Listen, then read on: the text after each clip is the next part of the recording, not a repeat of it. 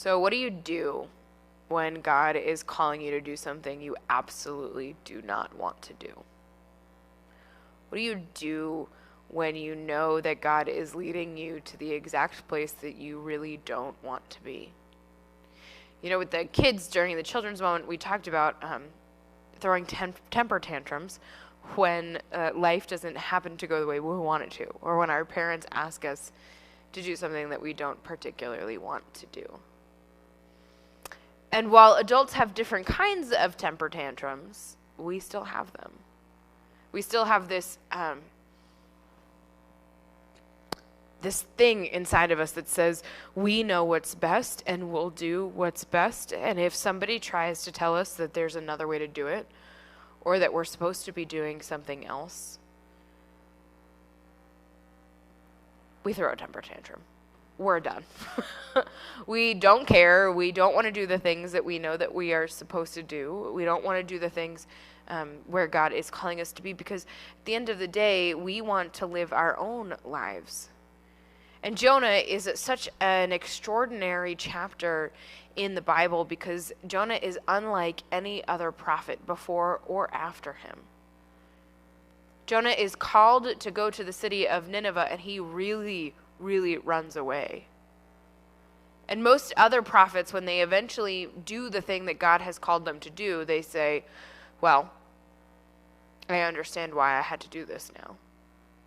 And their hearts are changed. Jonah, if you read the whole book, which is only 4 chapters long, so not that long of a book, you learn that at the end of it, Jonah is still bitter.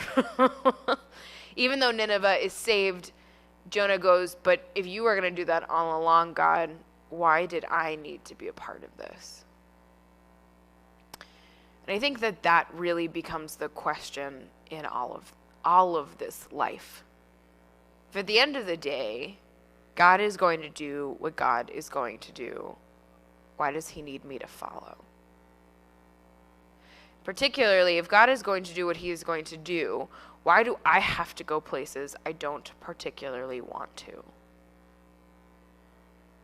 In the itinerant system, that is the system by which a bishop makes appointments and sends pastors to where they are going to go next. We are constantly being sent places that we may not want to go, or we are not ready for, or places that we would prefer not to be. So the first time that I moved appointments, I was at the end of my second year of seminary when I got the phone call that I was leaving. And as much as I didn't want to leave my first congregation, I was going to be full-time. And I remember how concerned my beloved congregants were that I was going to be taking on this new task, this new full-time school, full-time to-church appointment, and I was unsure on how I was going to navigate that, and I didn't want to leave. I loved my congregation. I loved and I was so comfortable in the role I had there as their pastor. Then flash forward 2 more years, and as sad as I was to leave my first congregation, I really came to love my 2-point charge.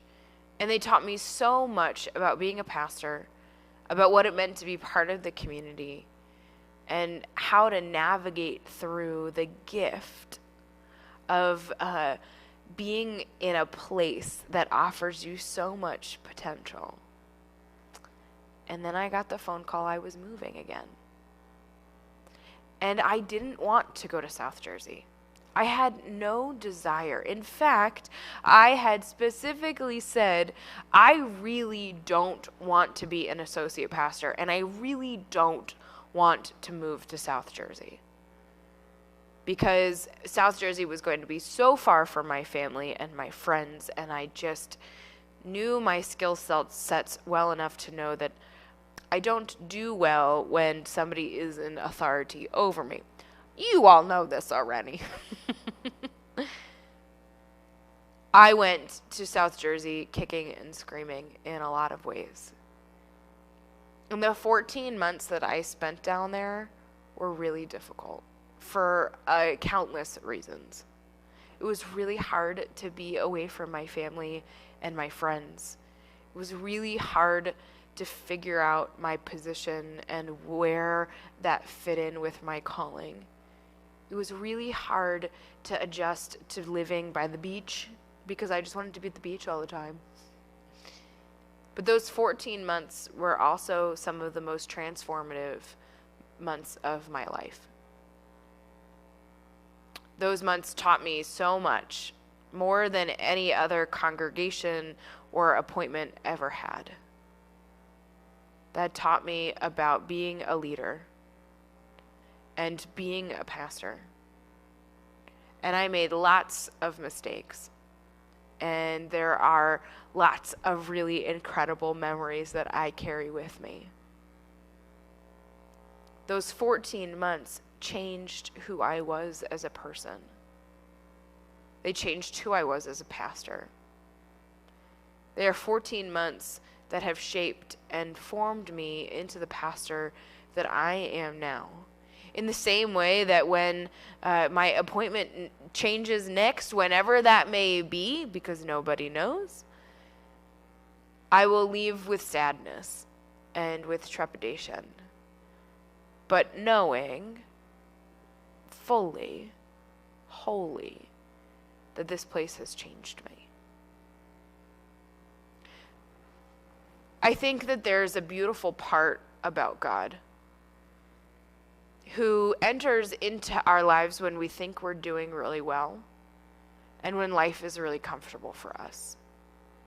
And God pulls us out of that place and calls us to do something different. And in that teaches us more about ourselves and about God's calling on our own lives than about anything else. It's my firm belief that Jonah was called to Nineveh not to save the people of Nineveh, but in many ways to save Jonah. And while Jonah ends the book very bitter and angry and confused, I think if we were to revisit Jonah a year or two later, we would see the transformation within him.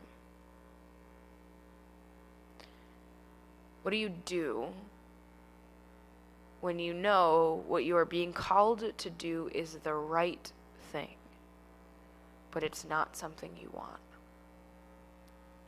I think about this a lot as we look at social distancing and reopening states and the impact of the coronavirus overall. What does it mean for us to be led to stay home and to stay socially distant and to do it for as long as possible so that we can preserve as much life as possible when we don't want to? This week we canceled our Redbird 2020 trip. And I will tell you that it was one of the most heartbreaking decisions I've ever been a part of. Now that may sound selfish and it may sound, wrapped up in the things that are most important to me. But for 15 years, I have never gone a summer without being part of that mission.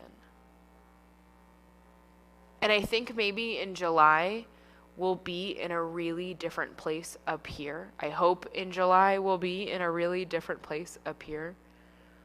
But the reality is that we don't know what the world is going to look like or what our impact of coming from the New York and New Jersey area will be like as we travel to southeastern Kentucky, where there is already issues with transportation, where there are already issues with people getting the medical help that they need, where a population that we serve is rift with immunocompromised and those who are elderly and those who have underlying health conditions.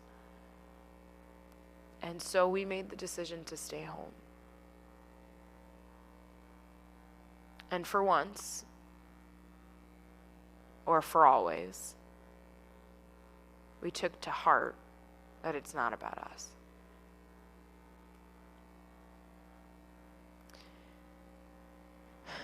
It is a difficult and a hard and a painful thing to do what we know is right when it goes against what we want, right?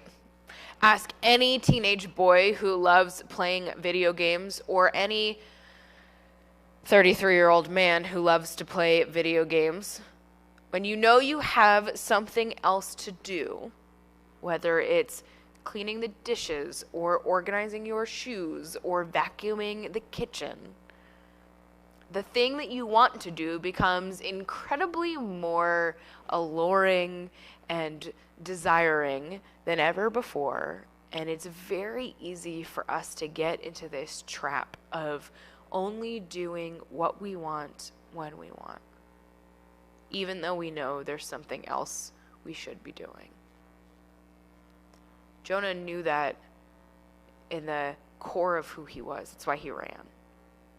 Jonah knew that as much as he didn't want to, God was calling him to be elsewhere. Jonah knew deep inside of himself that the right thing was to follow God, but he was so afraid of what it would be like that he got on a ship and sailed in the other direction. How many times in your life have you had the gnawing sense that you should be doing something else, but that movement was too scary, too hard, too out of your way, too inconvenient, so you ran in the other direction? How many times have you known exactly what it is that God has called you to do, and you have gone kicking and screaming in every other direction? And how many times has not following God failed you? Not following God has failed me personally 100,000 times over. Not following God, not leaning into what I know God is calling me to, not leaning into where I know God is leading me has cost me friendships. It has cost me enjoyment. It has cost me greatly. And I have sat in the belly of that whale time and time and time again. Because again, I know what's right. Right? I know what's best for myself.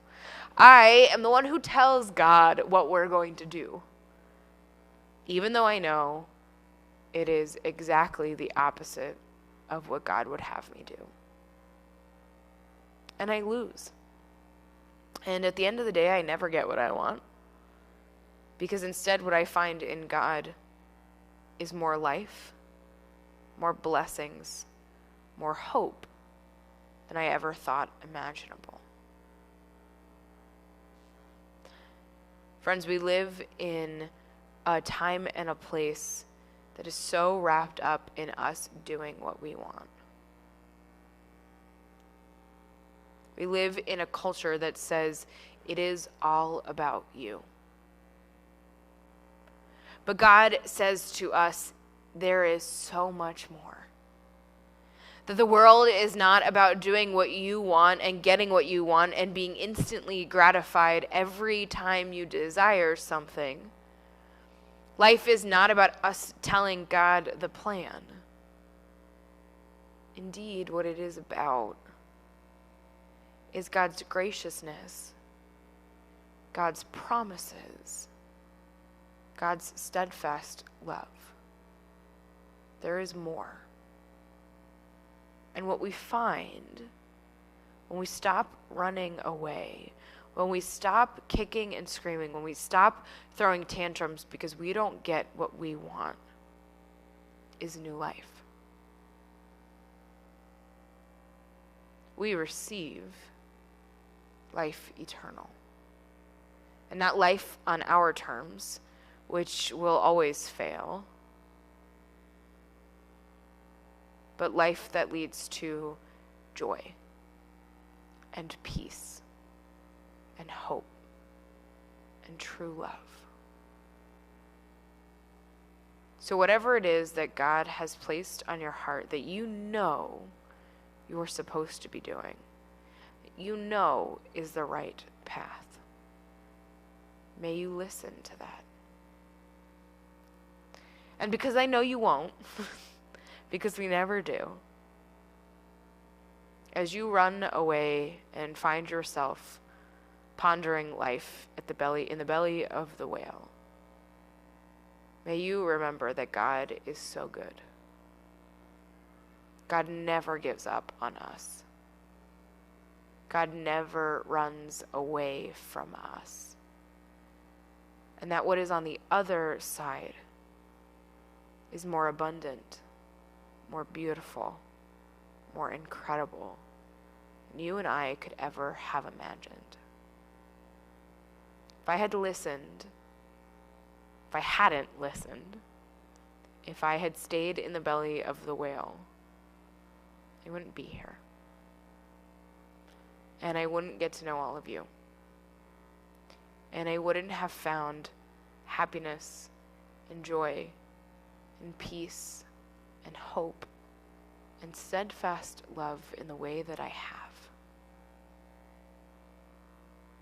May you too find that on the other side of the running away and the whale waiting, and the running away from God and being spit back up on dry land, and preaching through Nineveh, may you find yourself changed. May you find yourself stronger in your ability to say yes to God.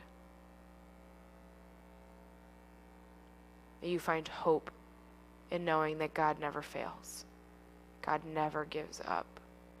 And there is nowhere we can go, no distance we can run, no whale we can hide in, where God is not already.